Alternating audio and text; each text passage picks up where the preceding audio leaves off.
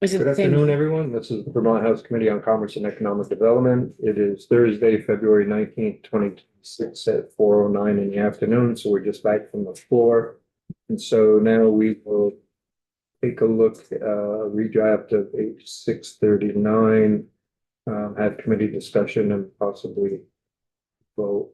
So we have Rick Sagal with us, our legislative counsel. Rick's ready. He'll bring us through. Good afternoon. I'm getting ready. I'm almost ready. So we have, and it should be on the webpage, draft 4.2 of H 639. This is the genetic data privacy bill.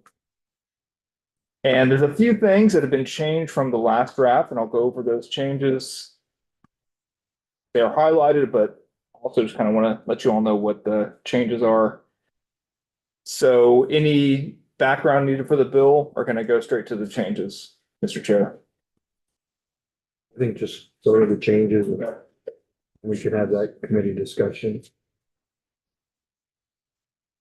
Requested sharing. Yeah.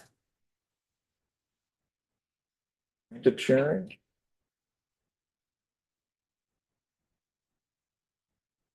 Okay, so draft 4.2, the first change is on page 11 of the bill.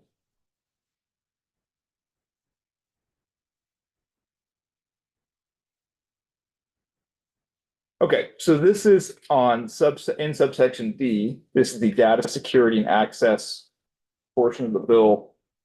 So this is where a direct-to-consumer genetic testing company shall do several things: implement, maintain security procedures, develop procedures that enable consumer to delete their data.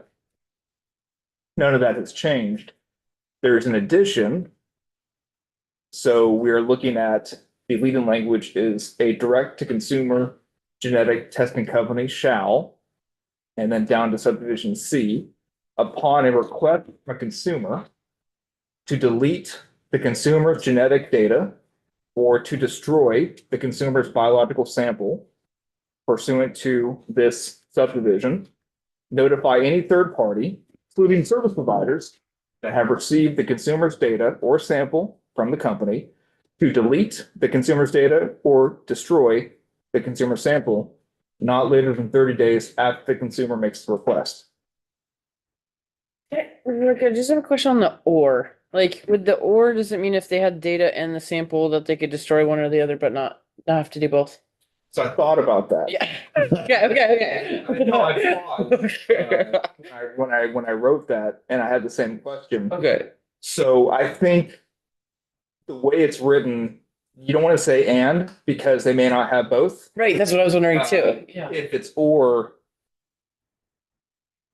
you can't say and or. But the implication here is that you have both. You've got to delete both. If Yeah. you have either, more likely either, you delete the one you have. This went through editing, so I don't know, they didn't catch it, but we can have a discussion if you think that reads otherwise. Obviously, I also was concerned Yeah. initially about that. What if we do like a list, like delete consumer data, consumers' data, destroy the consumer data, or both?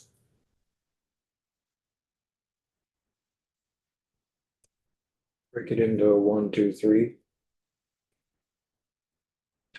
So, on line 19, that have received the consumer's data sample or both. Or what if it's like delete the anything like the including the following, and then it's like a data or Yeah. and I don't know. Yeah.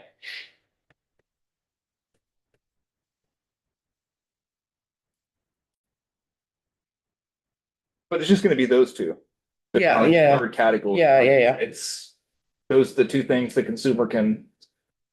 It's their genetic data, it's their account and genetic data.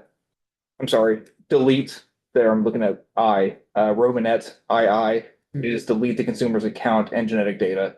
And then 3, request to have their biological sample destroyed. So it's not really So I guess what I'm saying is I'll just have those 1, 2. Okay. Now, there's still gonna be a conjunction there. Right? We're not really Right. changing the wording. It's just gonna look different. So think about that. So it's gonna say that have received the consumer's data or sample from the company to delete the consumer's to delete the consumer's data, semicolon, destroy the consumer's sample, semicolon, or both. Is that how you think it should read? I don't like that word. This is my life, so I don't like that word both. this process works in real time. Yeah, and I hate to do it in real time too. But as long as you have the parallel construction of, to delete and or to destroy and somehow separate them. Yeah. I think you're golden.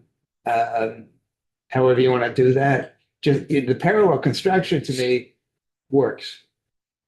To delete it, consumer's genetic data, or to, so the parallel Right, you've construction. received either or, and then you delete the one you received. So if you see both of them, you delete both of them. I think it's fine. Oh, I see what you're saying. I see what you're saying. Yeah. But again, No, I see what you're saying now. To how you all think about the, No, yeah, I get it now. I get it.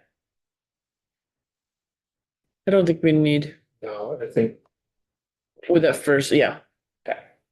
so right at the top, it's Yeah. consumers requesting to delete their genetic data. or destroy. Or destroy Yeah. it. So it's still up to whatever the Yeah, whatever the consumer wants done. Yeah, okay. Consumer says, I want you to delete and destroy, then that's what the request, well, that's what they have to notify the third party to do.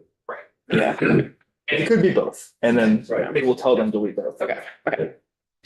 All right, so then the 30 days, everything else in here is 30 days, so I kept it 30 days. And so this was added because there was a question as to the direct-to-consumer company receives this request. The service provider does not. So Hmm. they have contracts, or they may have disclosed that information to a third party. At that point, if they request to delete it, the consumer would think it's deleted. Right. But this clause ensures that any third-party service provider that has received that data must also delete it within 30 days. Okay. Next change starts at the bottom of page 12. This is Rep. Olson's question from last time. The question was, what happens what happens if there's a contract between a genetic company and a service provider, and they must abide by the contract, but then the contract ends or terminates? What happens to the consumer's data that was part of that contract? So language was added to address that issue.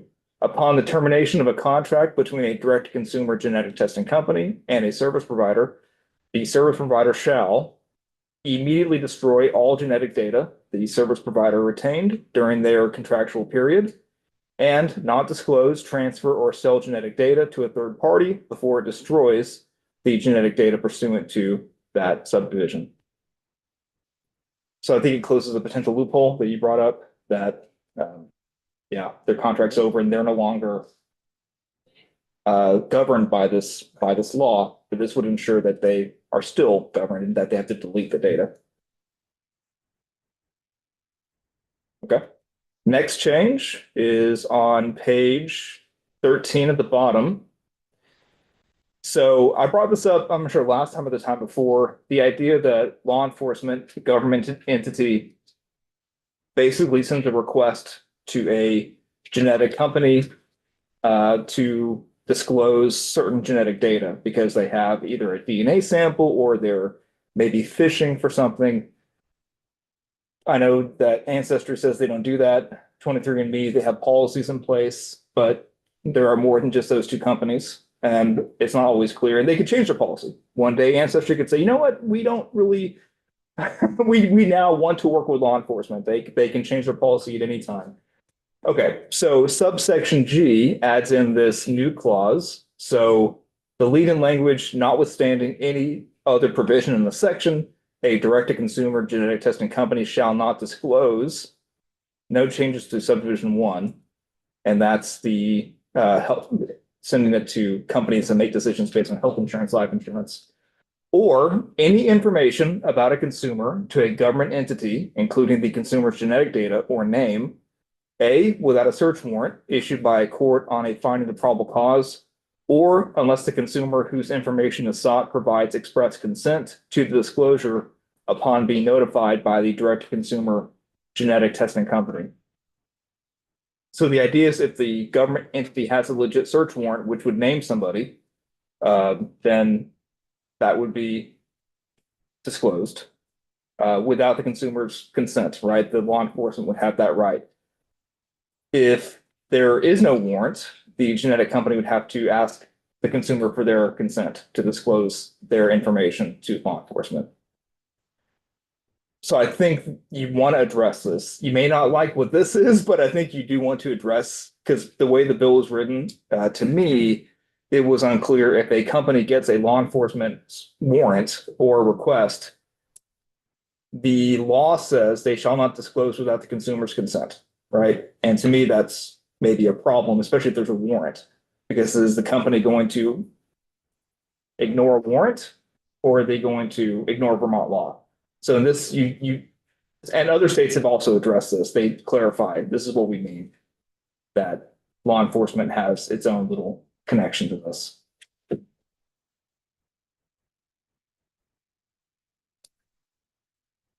I'm just wondering about a situation where, say, somebody has a warrant for, like, we'll take one of my kids, for example, and they want my genetic data because I'm related. Would that warrant against my kid, for example, nothing's ever done anything wrong, they're good kids, apply where they could take my genetic data without my permission? So there would be a search warrant with your kid's name on it, and the search warrant would say, we need Tony Nicholas's information because we believe that his son, daughter, whatever, is a suspect. If they have probable cause, then, and they get a judge to get a search warrant, then you would not have to consent to that. They can get that genetic data if there's a warrant. Otherwise, they'd have to email you or contact you, say, hey, we have this request. So they could, even though my name's not on the warrant. Correct.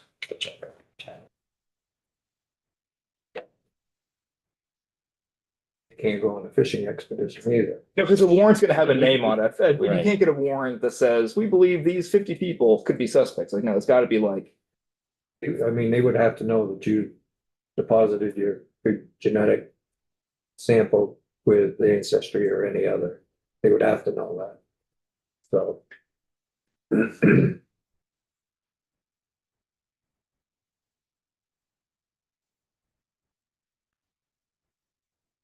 We good with this language? I'm okay with that, just sure I knew what I was thinking. so the last change is not an addition, it's a removal of the cure period. This keeps it within the Vermont Consumer Protection Act. That allows the AG to enforce, or a person to enforce if they so choose. So no cure period. That was a decision of the committee chair to not include that. So happy to discuss. That's up to the committee too. I just, it's bringing us back to the original place. The committee so wants to have a cure period. I think we had a lengthy discussion on that. Anybody? I guess my concern is, I think we're, I'll go back to, let's look at scams where you'll get a letter from the FBI saying, send this money or the FBI is going to arrest you, and creating sort of that fear and panic. And I can see this transitioning to a data privacy thing. Perhaps there's somebody who gave their genetic data but forgot, some stupid little website or something like that. This pocket industry, which is the one that I'm concerned about, comes along and says, well, we'll see if anything's gone on. And then they put one of these companies in a in a state of panic. Now, I realize right now we have lots of companies we have very few companies, and those companies are big and mature. But the law of zero, this is going to become cheaper and cheaper and cheaper. And it's only a matter of time before you can, not necessarily literally, lick your cell phone, and they're going to be able to provide you with genetic data for $5.99. When we start to have that situation, my concern is without this cure period, all this panic, they get a letter from an attorney, we're going to sue you. But you know what? If you pay us $15,000, we'll straighten this all out. Now, I understand harm to the consumer. And what I would like to know is a 15 or 30-day period, how does this cause more harm to the consumer? If you can show me that the consumer is going to have a lot more trouble, is going to be much more harmed, then I'm okay with getting rid of the cure period. Trying to understand your scenario. So you're saying that somebody might have done this years ago, forgot about it? Mhm. And then, but they don't, so who are they going after? So in my mind, part of the reason for a cure period is to stop the panic and for whatever company is being, subpoenaed or whatever, to say, okay, hold on, let's validate this claim. And why does that cause so much more harm to the consumer? Are they going to be further hurt because we waited a few days so the person could substantiate the claim, as opposed to the other side of things, where now this genetic testing company has to grab people on the short list, paying them lots and lots of money to address this right now.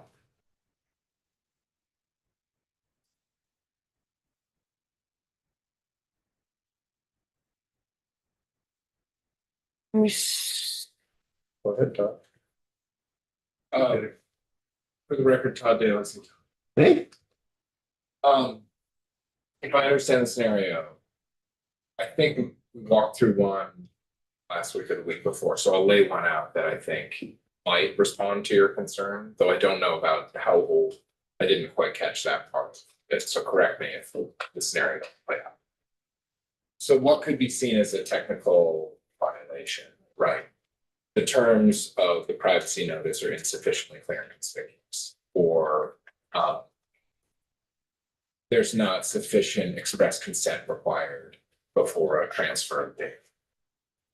Those are all things that, if there were a cure period, somebody could say, hey, look, you didn't give me enough information here. I need you to fix that because I gave consent when I didn't mean to. Company says, okay, and they correct it. That would seem to be pretty simple and straightforward, right? Doesn't require litigation. The challenge is, if as a result of the lack of clarity in the privacy notice, or a lack of sufficiently expressed consent gathered, the company then had transferred data, had taken another step that the consumer consented to, but wasn't clear on per the law. The company can say, no, we had consent. Right? The transfer was lawful. You don't have a claim about this unlawful transfer because you said yes. And we've cured the problem. The challenge is the data's gone. That's where we run into difficulty with any kind of cure period on the specific details. Does that make sense? So it's like, yeah, it looks technical on its face, but the results were lawful. They had consent, or the notice was there. The argument is they've now fixed the technical problem, but the reality is there's been this significant transfer of data. I'll say beyond all that, from a policy level where we sit, I've said it before and it may not make a difference to you, we don't have any other cure periods.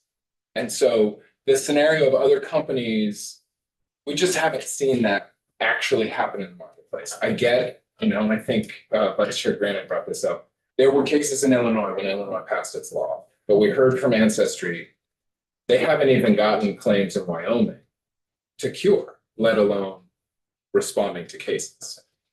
Or very few. I can't remember exactly what Richie said, but The point I took from it was, even with the cure period out there, they're not even getting those requests, so why have the cure period either? I don't think it's changing the litigation landscape. I think there's a lot of concern after Illinois passed its BIPA with the volume of lawsuits. It's just not something we've seen in Vermont anywhere else in consumer law. They don't have a good seat with the three companies that we think are most involved, who seem to be pretty good advocates. So.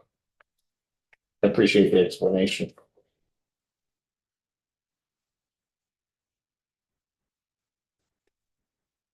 Anyone else? Are we okay to not include cure periods?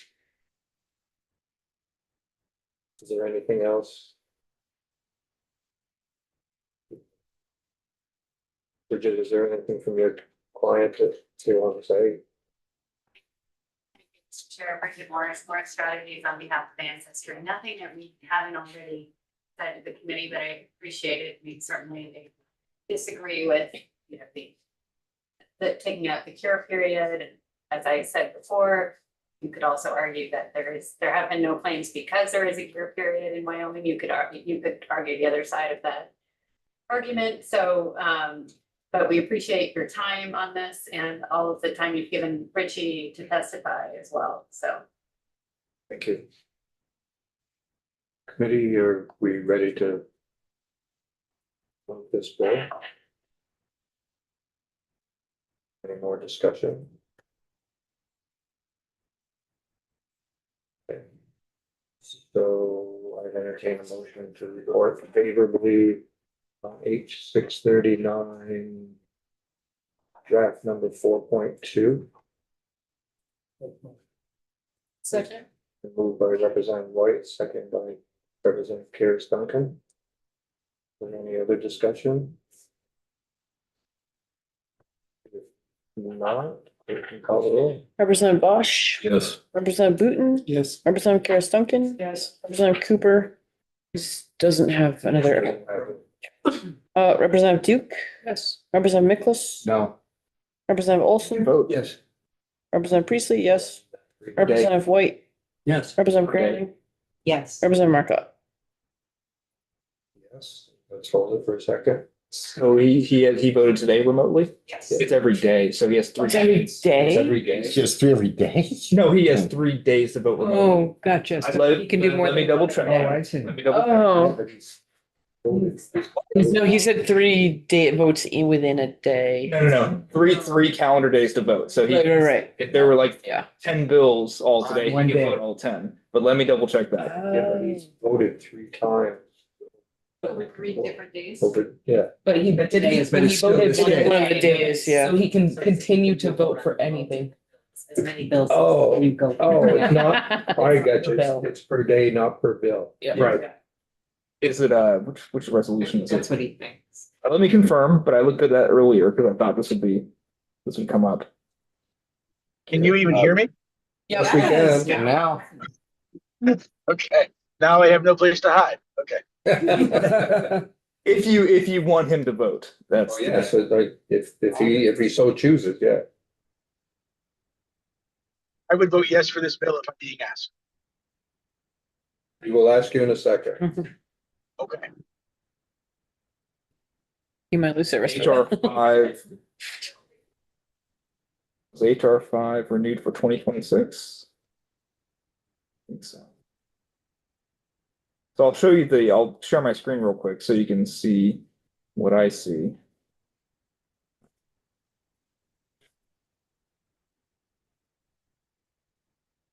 So this is HR 5. I'm wondering it's 20 through the calendar year 2025, but I think it was extended. We voted on it the first day. Each member of the House committee is authorized to vote remotely for not more than 3 days. Oh, yeah. Okay, So unless they changed it in 2026, which I don't know why they would do that.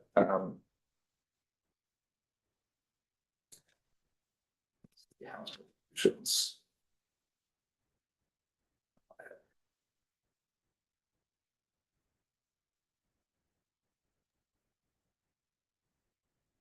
Here we go.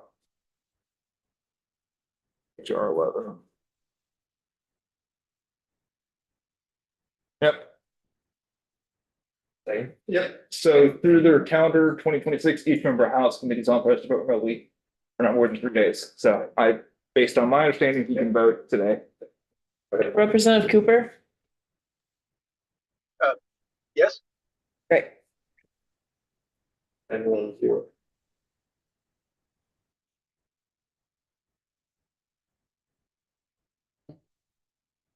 I'll volunteer. Yeah. The silence was deafening. Very uncomfortable. It's just your hearing. Yeah, well, yes, there's that too. Gee. Okay, so Herb can get Herb a clean coffee and Nigel, they're waiting for it. Okay, so Here, I'll email you and copy. you send it to me and then I'll send it tonight. Yeah, we'll say everything you have sent back. And the, Don't wait though, because they are waiting. I, As soon as you got it. okay. Okay, perfect. Okay, committee. And it was, 10-1-0.